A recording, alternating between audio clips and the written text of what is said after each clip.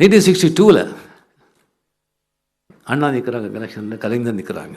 அண்ணா எவ்வளோ பெரிய ஆளுமை, எவ்வளோ பெரிய மனிதர், எவ்வளோ கட்சிக்கு பெரும் தலைவர், என்ன பேச்சாளர்.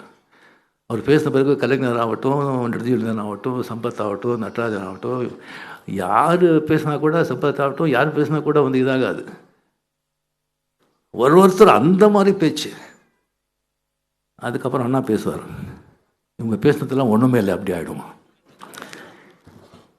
அவர் வந்து தோற்று போயிட்டார், கலைஞர் ஜெயிச்சார். ஏன்? பராசக்தி, மனோகரா, மந்திரி குமாரி.